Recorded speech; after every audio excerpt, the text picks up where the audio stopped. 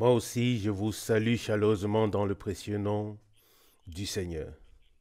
Je suis heureux, je suis reconnaissant de ce que nous puissions être ici pour adorer, pour écouter la parole du Seigneur. Il n'y a vraiment rien de comparable dans tout le monde entier. Nous ne le disons pas seulement, mais c'est ainsi. Et la responsabilité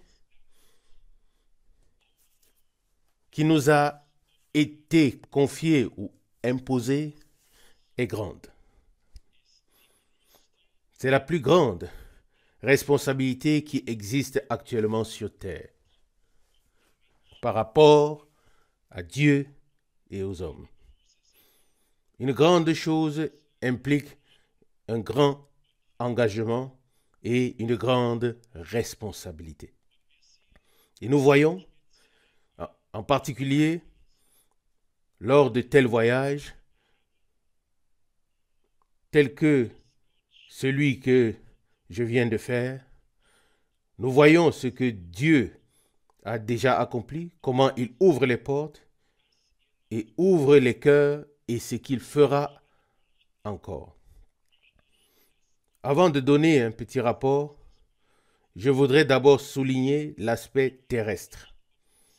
Je ne sais pas si nous tous qui nous réunissons régulièrement ici pour écouter la parole du Seigneur, si nous avons remarqué combien de mains ont travaillé ici pour tout rendre beau, pour peindre, pour décorer, pour mettre des fleurs et tout ce qui va avec. En premier, j'ai fait un tour de la maison de Dieu et j'ai été profondément réjoui de voir avec quel dévouement et quel amour tout a été fait et continue à être fait pour que tous ceux qui viendront s'y sentent bien. Et je tiens à remercier du fond du cœur ceux qui ont eu le temps et ont pu aider. Que Dieu vous récompense.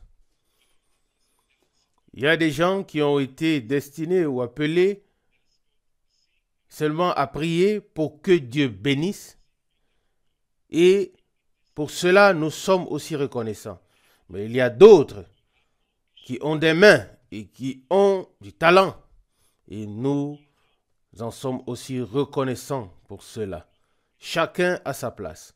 Et si personne n'est blâmé de ne pas avoir pu aider ou de ne pas avoir eu le temps. Mais ici, ceux qui ont eu le temps et qui ont rendu tout cela possible seront loués.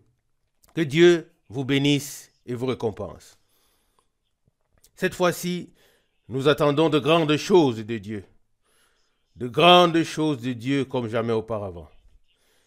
Et quelqu'un a dit, lors d'une conversation téléphonique, il a dit, chaque fois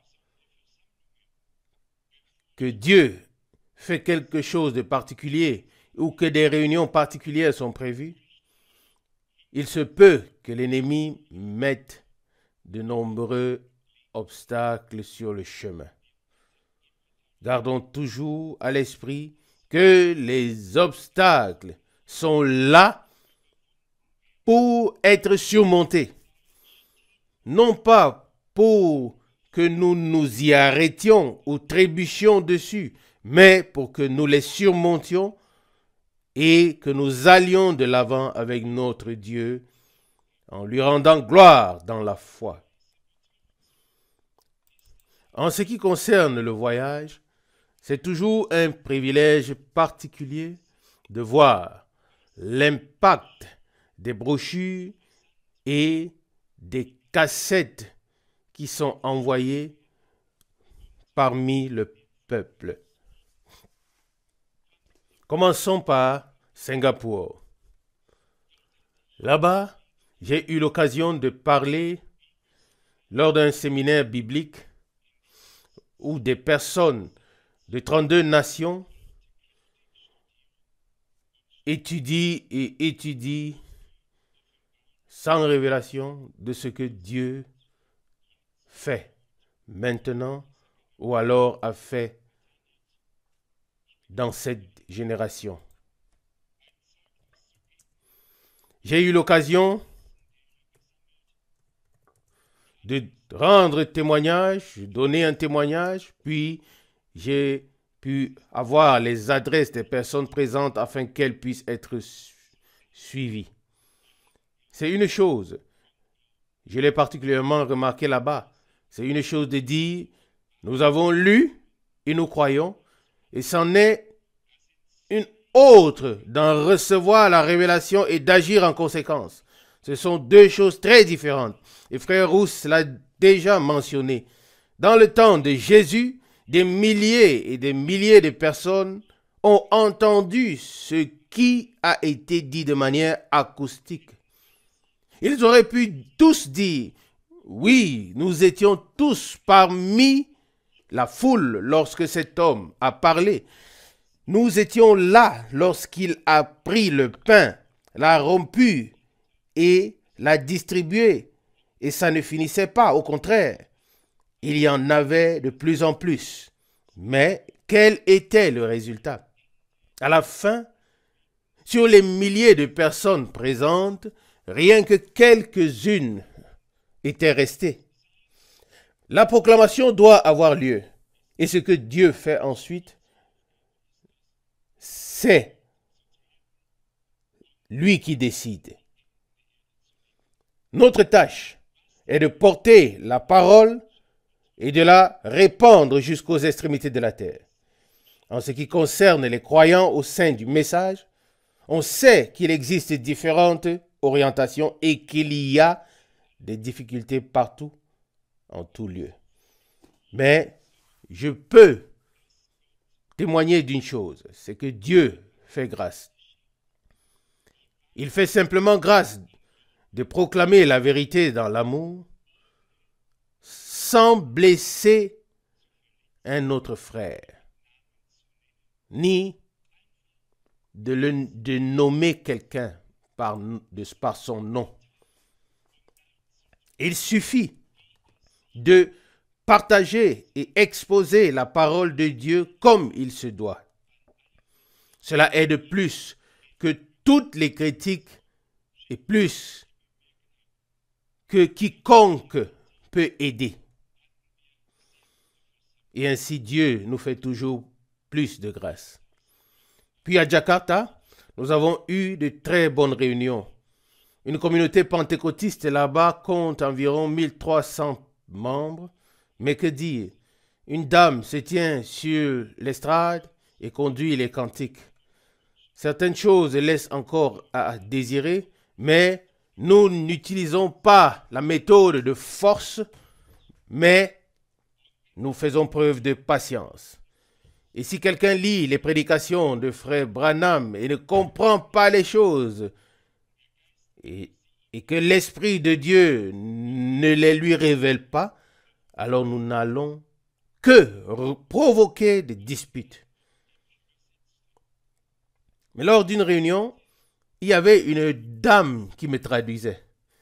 Elle avait lu les prédications de frère Branham et m'a alors demandé si j'étais moi aussi convaincu qu'une femme ne devait pas se tenir devant.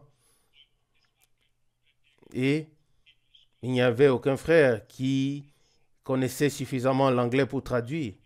Et je me souviens que lorsque frère Branham était en Finlande, il avait une femme comme traductrice parce qu'aucun homme ne maîtrisait la langue.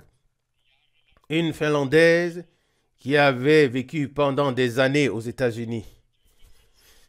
Il fallait simplement un bon traducteur et non quelqu'un qui devait chercher les mots ou demander la signification. Et alors c'était très très difficile quand elle m'a demandé directement: es-tu aussi convaincu qu'une femme n'a pas sa place sur l'estrade? Alors il faut bien sûr montrer sa couleur. Mais il faut être sage et citer la Bible avec précision. Une femme ne doit pas enseigner. L'avez-vous remarqué? Je ne permets pas à la femme d'enseigner ni de prendre l'autorité sur l'homme. Selon 1 Timothée 2,12. Mais il n'est écrit nulle part qu'une femme n'a pas le droit de rendre témoignage. C'est une très grande différence. Ou qu'elle ne doit pas traduire. Et il faut bien gérer les gens. Il faut bien les gérer tout en restant fidèle à la vérité. Un autre jour, nous irons peut-être un peu plus loin et nous dirons à cette dame qu'il serait mieux qu'elle soit parmi le public plutôt qu'ici devant. Mais là encore, je reviens à ce que j'ai dit tout à l'heure. Si l'Esprit de Dieu ne le révèle pas, tout est vain. Nous ne faisons que provoquer les disputes et fermons les portes devant nous. Il n'y a rien d'autre. Mais Dieu veillera à ce qu'à la fin, tout soit comme au commencement. Les 2 derniers jours, quelqu'un m'a également demandé à ce sujet quand nos sœurs trouveront leur place dans l'église du Dieu vivant. Oui, j'ai répondu, elles l'ont déjà trouvé. Elles l'ont déjà trouvé. Nous avons ici des personnes qui montrent les places à ceux qui viennent. Ce sont nos diacres que nous demanderons d'être au service les jours à venir. Mais dans le royaume de Dieu, personne n'attribue la place à quelqu'un d'autre. Dans le royaume de Dieu, Dieu place et met chacun là où il doit être. Personne ne réprimande l'autre, mais tous reçoivent le même enseignement et acceptent la parole du Seigneur. Amen. Ce frère, à Jakarta, avait lu mon témoignage sur quand le Seigneur parle. Il m'a soudainement dit, très ému intérieurement, « Dis-moi, frère Franck, quand le Seigneur t'a parlé, sa voix était-elle comme le bruit de grandes eaux? » Et j'ai répondu, « Non, elle n'était pas comme ça. » Et il m'a regardé. Et oui, c'est écrit dans la Bible que sa voix était comme le bruit de grandes eaux. Il peut parler comme il veut. À Paul, il a parlé clairement en hébreu. Pas un bruit, mais un langage clairement exprimé. Alors j'ai pu lui dire en toute vérité, mon bien-aimé frère, pas un bruit, pas de grandes eaux, mais une voix claire et distincte dans laquelle les syllabes étaient pleinement accentuées. Et les gens se demandent comment cela a pu se passer. Il y a tellement qui disent simplement, oui, Dieu m'a parlé. Et aussi cette tante qui a dit que Dieu lui avait dit de voyager dans 3 pays. Elle connaît déjà les 2 premiers, mais pas encore le 3e. Je n'ai pu que répondre, moi non plus. Que dire de de plus à ce sujet? Il y a des gens qui, peut-être parce qu'ils ne savent pas plus, oui, c'est possible, tout comme il y a des gens sur terre qui ont des idées et ne peuvent pas les contrôler. C'est ainsi qu'il y a aussi des personnes parmi les croyants, des gens qui ne peuvent pas faire la différence entre ce qui vient de Dieu et ce qu'ils ressentent eux-mêmes. Il y a là aussi différentes façons.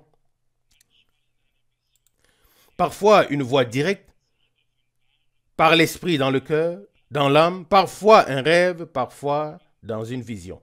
Le Seigneur peut se révéler et il peut parler comme et quand il veut. Résumons. Tout compte fait, La parole de Dieu accomplit ce pourquoi elle a été envoyée en tout lieu et dans tous les pays. Certes, la détresse est grande. Frère Alfred Borg est ici et nous qui sommes si occupés à imprimer, si nous voulions répondre à tous les besoins, nous pourrions avoir 3 imprimeries et imprimer jour et nuit sans savoir si nous pourrions satisfaire tout le monde. Mais ce qui importe probablement, ce n'est pas le nombre de prédications que nous avons lues, mais c'est plutôt si Dieu a pu nous révéler ce que nous avons lu. C'est ce qui importe. Amen. Il y a des gens qui disent, oh, je maîtrise les 1300 prédications. C'est possible. Je ne le nie pas, mais peut-être. Il les maîtrise au sens où on les a dans la main. Quand on les sort de l'étagère, on les a en main. On les maîtrise. Mais ce n'est pas ce que nous voulons dire. Nous parlons de ce qui nous a été lu. C'était dans Luc 10, je crois. Le Seigneur n'a pas seulement parlé à ses disciples en parabole, mais clairement et distinctement en disant, il vous a été donné de connaître les mystères du royaume de Dieu. Amen. Luc 10, verset 24. Sommes-nous conscients que cette même Bible est lue et enseignée dans plus de 300 dénominations et dans tous les séminaires? La même Bible, pas une page en plus et pas un chapitre en moins. Et où est la révélation de Dieu? Où est la parole du Seigneur?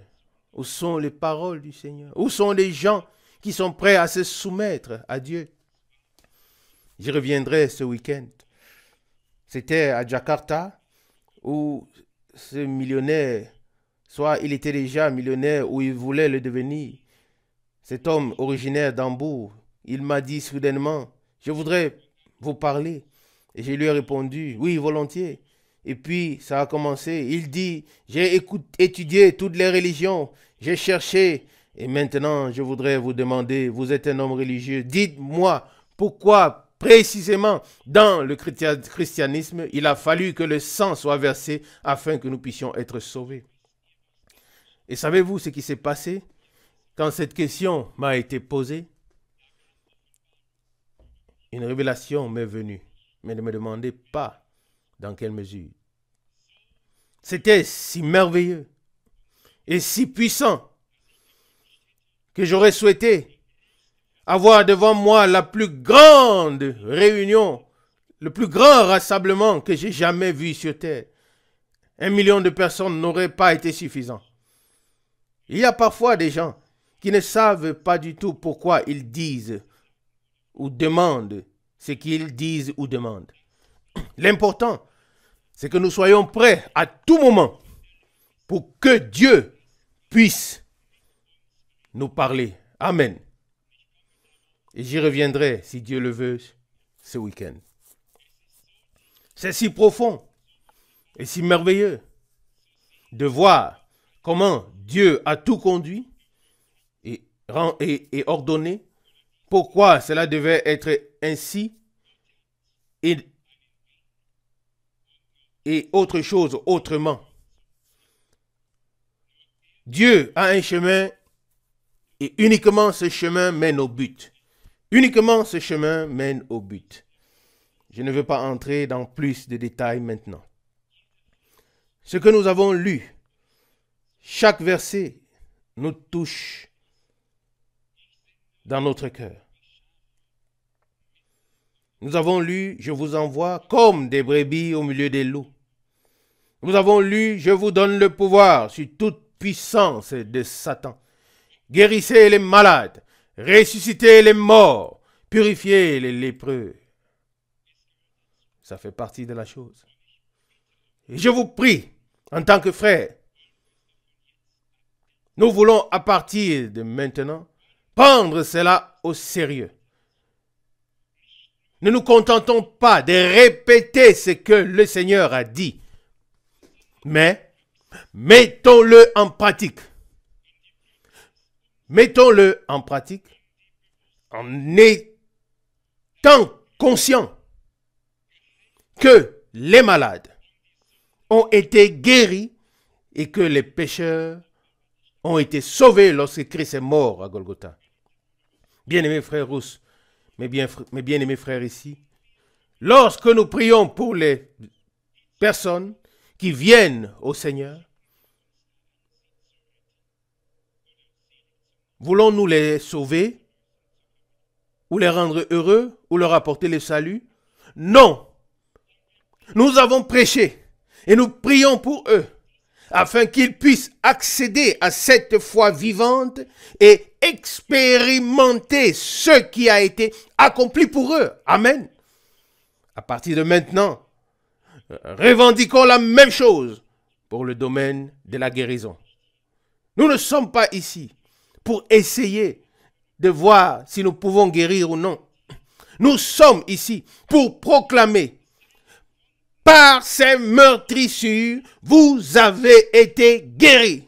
Nous sommes ici pour voir l'œuvre accomplie se réaliser sans effort, dans l'obéissance au Seigneur qui nous a donné sa parole. Amen.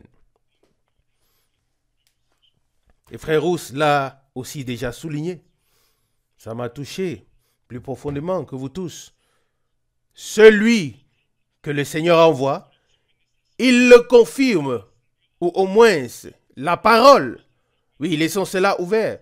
Que l'homme soit confirmé ou non, c'est secondaire. L'essentiel serait que la parole soit confirmée, n'est-ce pas? Pourquoi aurais-je besoin d'une confirmation?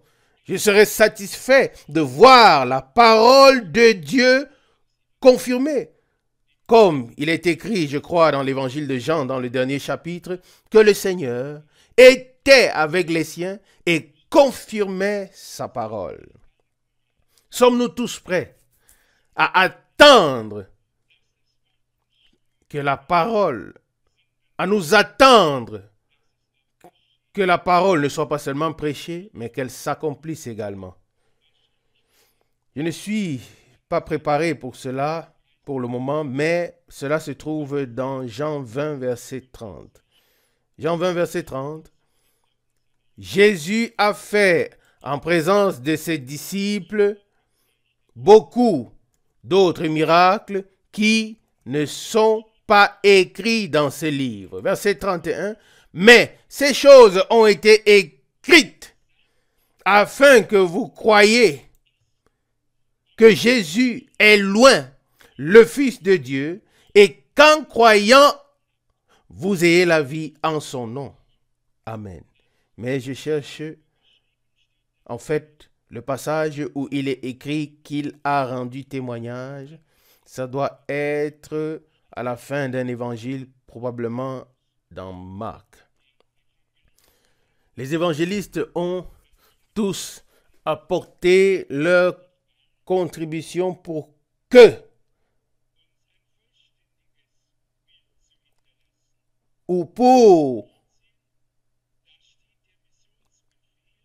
une image complète nous soit laissée. Marc chapitre 16, à partir du verset 14. Là se trouve l'ordre de mission auquel nous croyons encore aujourd'hui. Il est encore valable aujourd'hui, il doit être valable car il vient de Dieu. C'est ce que dit la parole de Dieu. Mais ensuite, au verset 19, Marc 16, il est dit: le Seigneur, après leur avoir parlé, fut enlevé au ciel et il s'assit à la droite de Dieu. Verset 20, et ils s'en allèrent prêcher partout. Le Seigneur travaillait avec eux et confirmait la parole par des miracles qui l'accompagnait. Autrefois, certains s'en souviennent peut-être encore, quand on lisait les invitations à l'évangélisation, on disait toujours avec son de trompette, avec cantique de chorale et toujours avec quelque chose. Mais ici, nous lisons quelque chose de tout à fait différent. Ici, nous lisons que le Seigneur travaillait avec eux. Et c'est simplement ce que nous voulons. Nous voulons simplement que le Seigneur agisse et confirme la parole de sa grâce par des miracles et des signes. Que personne ne pense que nous allons maintenant commencer à chercher les miracles. Jamais et jamais. Je peux vous assurer que cela n'arrivera jamais. Que nous puissions commencer à chercher des miracles. Mais nous verrons des miracles. Ça arrivera. Nous avons accordé à la parole la place qui lui revient. Nous l'avons mise en première position. Au commencement était la parole. Mais parce que la parole était au commencement, les choses se sont également produites dès le commencement. Et Dieu a parlé et la chose s'est produite. Et si la même parole est également à la fin, alors nous devons nous attendre aux mêmes choses. Et pardonnez-moi, mais si même en critiquant ce que d'autres enseignent ou affirment, nous n'atteindrons pas l'objectif. Il y a beaucoup de confusion, nous le savons tous. Et en tant que frères, nous parlerons de la situation générale samedi matin et après-midi. Ceux qui le souhaitent peuvent se joindre à nous. Nous parlerons en ce qui concerne les questions, les problèmes et les interprétations et ainsi de suite. Car les frères ont aussi le droit de rentrer chez eux avec la clarté afin de dire ce qui doit être dit. Nous regrettons la situation générale dans laquelle nous nous trouvons. Nous et tout le peuple. Nous ne regrettons pas seulement ceux qui ont été écartés de la doctrine ou de la connaissance. Nous nous soumettons tous au même jugement et nous disons, Seigneur, nous ne valons pas mieux. Nous ne sommes pas mieux. Si tu ne nous avais pas préservés dans ta parole, nous aurions également dévié et nous ne serions pas ici. Et nous nous inclinons également devant le fait que Dieu n'a pas encore pu faire ce qui lui revient de droit. Il est le même. Et lorsque nous entendons parler de temps à autre de spécialités, comme il y a toujours des nouveautés, et même maintenant, on ne cache pas, n'est-ce pas? À l'époque, des gens se sont préparés à s'envoler, à voyager pour l'Inde parce que cet homme avait prétendu que William Branham avait dit qu'il y en avait 700 qui resteraient et non 7000. Et croyez-le ou non, cet homme a reçu exactement 700, dont l'un parmi eux était millionnaire. Et maintenant, les gens se préparent à s'envoler pour El Paso. Et certains d'entre eux ont déjà leur billet, car la dernière course commence. Le troisième poule est en marche. 4 écureuils ont déjà été appelés à l'existence. Et tout ce qui se dit, il y a des gens qui y croient. Et il y a du feu, et il y a de la lumière, et il y a ceci, il y a cela. Je ne sais pas si je peux le dire, mais nos frères de Kinshasa connaissent l'homme qui prétend que le nouveau nom du Seigneur est William Marion Branham au lieu de Seigneur Jésus-Christ. Et j'ai vu les photos avec la lumière, avec le feu et ainsi de suite, cette inscription dessus. Je ne m'intéresse pas à la lumière, je ne m'intéresse pas au feu. Dans ma Bible, il est écrit, ta parole est la lumière à mes pieds, la lampe à mes pieds et la lumière sur mon chantier. Et si vraiment une lumière divine m'apparaît ou m'est révélée, je ne fais pas de propagande, mais je tombe alors comme Saul sur ma face et j'écris, Seigneur, que veux-tu que je fasse? La lumière de Dieu a des résultats tout à fait différents de ce que nous voyons aujourd'hui. Et il n'est écrit nulle part que le ministère de Frère Branham devrait être imité. Il est seulement écrit qu'il y avait des imitateurs comme il y en avait au jour de Moïse. Mais toute imitation n'est pas l'original. Il n'y a qu'un seul original en toute chose. Et nous insisterons beaucoup là-dessus, car le seul qui avait cette mission était Frère Branham. Et Dieu, le Seigneur, lui envoya un ange et lui fit dire que le signe du Messie lui serait donné. Il lui en donna la description, mentionnant Moïse et disant, de même que Moïse reçut 2 signes, de même 2 signes te seront donnés. Et il lui a été dit très clairement, tout comme le Seigneur a donné autrefois aux Juifs et aux Samaritains le signe du Messie en révélant leurs pensées, connaissant leur nom, leur origine, ainsi de suite, ce ministère se répéterait maintenant comme dernier signe avant la fin du temps de grâce pour l'Église. Et cela s'est simplement pleinement accompli. Il n'est écrit nulle part qu'un tel ministère devait être poursuivi par moi ou par quelqu'un d'autre. Il n'y a eu qu'un seul 7e messager et c'est lui qui nous a apporté la parole. Nous avons compris les tenants et les aboutissants. Nous ne sommes pas des imitateurs. Nous avons reçu le message glorieux, la parole révélée, la nourriture. Et nous n'avons pas besoin d'imiter. Nous avons simplement besoin de dresser la table pour le peuple de Dieu. Et mieux nous le ferons, plus ce sera agréable à Dieu et aux hommes. Et c'est ce que nous ferons jusqu'à ce que le Seigneur vienne.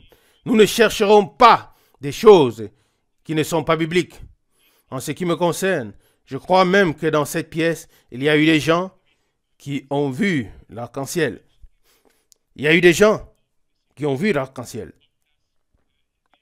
Nous laissons cela en suspens. Nous ne disons rien. Il se peut que des choses surnaturelles se produisent. C'est possible. Nous ne le nions pas. Mais, et c'est le plus important, écoutez-moi bien. Nous devons toujours soumettre la chose à l'épreuve de la parole. Soumettre ce qui vient et ce qui a précédé la chose. Est-ce exact? Peu importe ce qui vient ou ce qui va, nous devons, et il n'y a pas d'autre issue, nous devons soumettre la chose à l'épreuve de la parole. Soumettre ce qui est présenté et ce qui est enseigné. Et là, je peux vous ramener à ce que Frère Branham a dit. Bien sûr, je crois qu'il a appelé 3 écureuils à l'existence. Mais qu'est-ce que le Seigneur ou l'ange du Seigneur lui a dit? Je vais t'enseigner ce qui doit arriver par le ministère de la parole parlée. Car le temps viendra où l'on ne priera plus pour les malades, mais où l'on prononcera simplement la parole et ils seront guéris.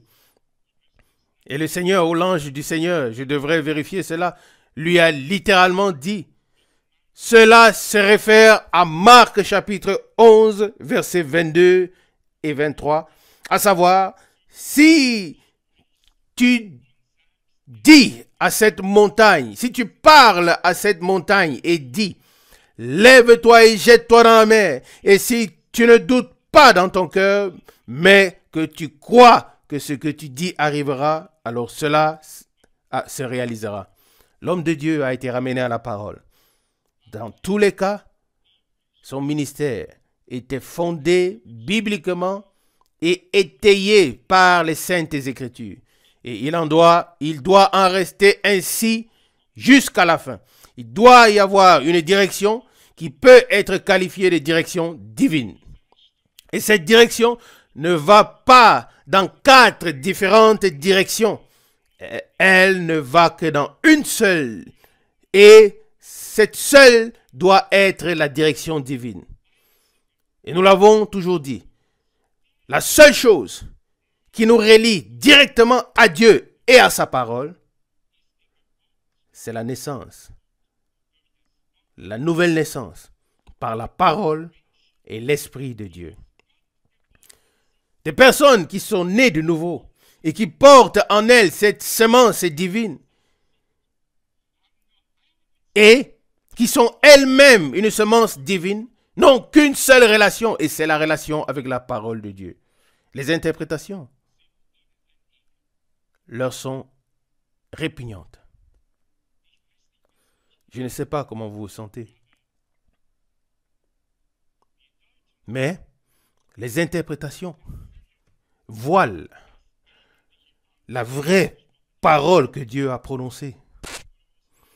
Et frère Rousse, nous l'avons dit ici, nous étions au mur de lamentation. Nous sommes entrés dans ces salles voûtées. Nous avons mis cette belle casquette et nous avons regardé dans la Mishnah et tous les livres qui s'y trouvaient. Et ils étaient si grands et si larges. Et qu'avons-nous vu? Qu'avons-nous vu? Une page si grande, un seul verset tiré d'un livre de Moïse. Et une interprétation en haut, une interprétation à droite, une troisième à gauche et une quatrième en bas. Le verset, n'est-ce pas? Nous pouvons volontiers l'illustrer. Un seul verset sur une grande page. Et vous voyez comment les érudits viennent là pour prier. Je ne juge pas, mais ça me fait mal. Ça me fait mal. Comme au temps de Jésus, mon Seigneur. À cause des interprétations, ils n'ont pas compris ce qui s'est passé selon la parole du Seigneur. Si ce n'était que des interprétations qui ne signifient rien ou qui n'ont aucun impact, je ne dirais rien. Mais ce sont ce sont précisément ces interprétations qui les ont aveuglés sur ce que Dieu a vraiment dit dans sa parole. Alors c'est criminel. Et on ne peut pas rester silencieux. Et il en va de même pour tous les commentaires sur ce qu'ont écrit Paul et Pierre. Oubliez tous ces commentaires. Voici la semence originelle de la parole. Et l'Esprit de Dieu qui a inspiré la parole est en nous. Alléluia. Il jaillit comme une lumière dans les ténèbres. Et il brille. Et il prend vie. Alléluia. Et la même chose est valable pour le message de l'heure. Oui, comment il est interprété à gauche et à droite, en haut et en bas, derrière et devant. Si quelque chose n'est pas clair pour moi ou pour toi, alors je le laisse de côté et j'attends. Dieu veillera à ce que tout soit en ordre, en temps voulu. Ou pensons-nous que nous devons aider Dieu et lui dire qu'il doit se dépêcher? Non, notre Dieu est le Tout-Puissant. Et il maîtrise, oui, l'éternité et le temps. Nous pouvons être tranquilles. Il fera toutes choses bien. Notre souhait est que Dieu arrive à ce qu'il lui revient de droit avec chacun d'entre nous, avec moi, avec nous, qui sommes à sa disposition, et que les jours qui sont devant nous plaisent simplement à Dieu. Et que ces jours soient une bénédiction pour nous. Que nous puissions partir d'ici avec tous nos frères et sœurs et dire, c'était bien d'être ici. C'était bien d'être ici. Je crois que lorsque le Seigneur est au milieu de nous, alors c'est bien d'être ici. Amen. Et je crois que nous avons tous à cœur de lui demander de nous faire grâce.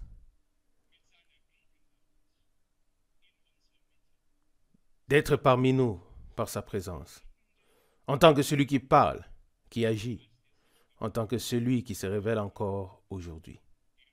Il n'est pas loin de chacun d'entre nous.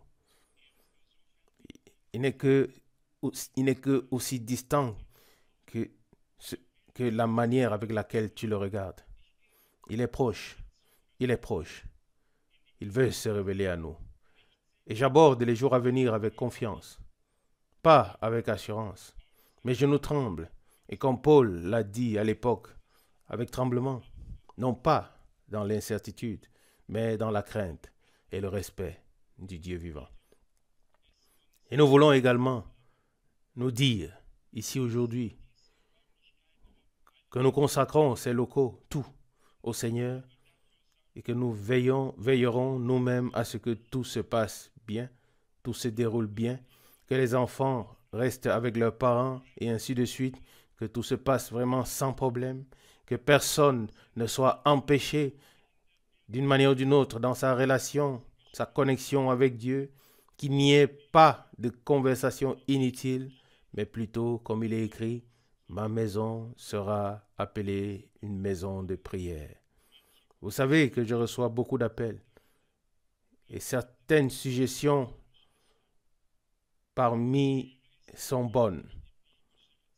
Et une sœur, précieuse sœur, m'a dit, quand nous allons nous réunir à Krefeld, ne serait-il pas possible de lire le passage de la Bible qui dit que la maison de Dieu est une maison de prière, pas une maison de discussion, pas une maison de ceci et cela, ainsi de suite.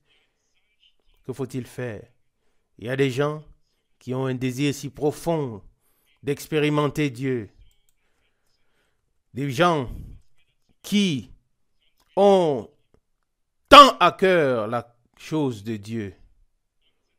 Et je crois que nous en faisons partie, sinon nous ne serions pas ici. Voulons-nous contribuer de toutes les manières possibles à ce que Dieu soit reconnu à sa justice ou à sa juste valeur pour nous tous. À lui, le Seigneur de gloire, le roi des rois, qui a pris la forme d'un serviteur, qui nous a attirés à lui et qui nous a réconciliés avec lui. À lui soit l'honneur, la louange et la gloire pour l'éternité. Il est le même, qu'il vienne et confirme la parole de sa grâce par des signes et des miracles, par le salut, par la guérison et par la délivrance. Qu'il puisse le faire en tout ou pour tous ceux qui le souhaitent et qui en ont besoin. À lui soit la gloire pour l'éternité. Amen. Levons-nous et prions. Père Céleste, de tout cœur, je voudrais te consacrer cette chair, l'estrade, tout le bâtiment, et te prier de former autour de nous un mur de feu. Que tu sois présent, que tu puisses discerner nos sentiments, nos pensées, nos réflexions, nos paroles, quoi que ce soit que l'ennemi voudrait utiliser pour semer la discorde. Que tu nous donnes le discernement au Seigneur, que nous puissions savoir de quelle manière l'ennemi veut semer le malheur. Fais-nous expérimenter, vivre des jours comme jamais auparavant. Bien-aimé Seigneur, nous t'invitons. Nous nous plaçons sous la protection de ton sang, sous le sang de la réconciliation. Et nous croyons en la rédemption totale, la pleine rédemption que tu nous as accordée. Bien-aimé Seigneur, aie pitié de ton peuple et souviens-toi de l'alliance que tu as conclue avec nous, ainsi que de la parole et des promesses que tu nous as accordées par grâce. Donne à mes frères bien-aimés le pouvoir, comme tu l'as donné à nos frères au commencement, qu'ils sachent qu'ils ont le droit d'imposer les mains aux malades et de leur dire, sois guéri au nom de Jésus-Christ de Nazareth, car tu as déjà guéri. Qu'ils sachent qu'ils ont le pouvoir d'imposer les mains aux pécheurs et de leur dire, tes péchés te sont pardonnés. Amen. Seigneur, ce n'est pas nous qui pardonnons et ce n'est pas nous qui guérissons, mais nous prêchons le pardon et nous croyons en la guérison.